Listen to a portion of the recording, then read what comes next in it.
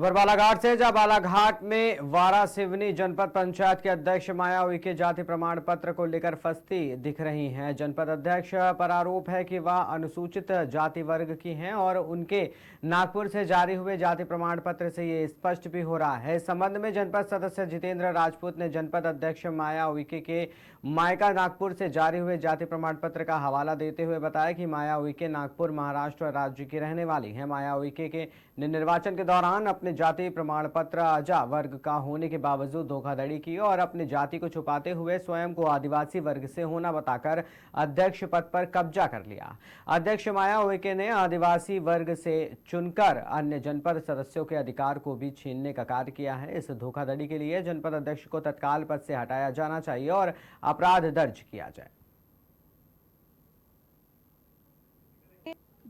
ये प्रमाण पत्र को लेके जो बात आई है, चूंकि उसमें शायद कुछ त्रुटि है, गोंड की जगह गोंडा हो गया है, जो कि एससी इसमें आता है और उसके करेक्शन के लिए भी हमने एप्लीकेशन दायर कर दी है, क्योंकि हमारे फादर के मम्मी के पूरे जो डॉक्यूमेंट है वो पूरे एसटी के हैं, तो वो करेक्शन करके बहुत जल्द आ जाएगा। ये काफी दिनों से आपका प्रमाण पत्र जारी हुआ है, हाँ, 2002 का, उसको आपने अभी तक करेक्शन क्यों नहीं कराया? क्योंकि ये संज्ञान में ही अभी आया।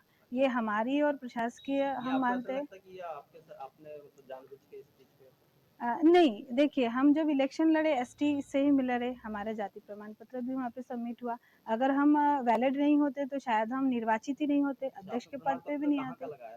वही जो आपके सामने प्रस्तुत हुआ है वही प्रमाण पत्र एक ही है हमारे पास। एससी लिखा हुआ है जी, तो अब वही तो सवाल है कि उस प्रमाण पत्र के हिसाब से हमारा पूरा एजुकेशन भी हुआ है, हमारी स्कॉलरशिप भी एसटी की आई हुई है और हमारा निर्वाचन भी हुआ है। तो अब वो जांच का विषय है और जांच से पहले हमें ये कहा गया है कि अगर हम सबमिट नहीं कर पाए अपने ओरिजिनल डॉक्यूमेंट तो वो जांच का विषय बनेगा, अन्यथा हमारे पापा के डॉक्यूमेंट जो है वो तो हमारे लिए भी लागू होते हैं।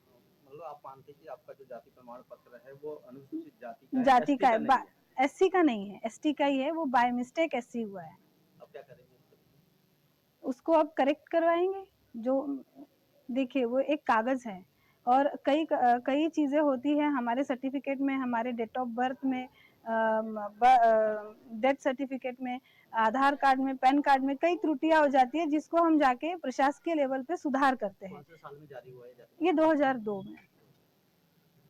अभी तक अभी नॉलेज में आया ये आपके? जी, ये हमारी भी गलती है कि अभी तक के हम उसको सबमिट कर रहे थे और वो एक्सेप्ट होते जा रहा था, तो हमने भी उसे उतने लीगली बहुत अच्छे से गौर से पढ़ा नहीं था। अब चूंकि वो संज्ञान में आया है तो उसके करेक्शन के लिए हम कार्रवाई कर रहे हैं। सर, आपका परिचय?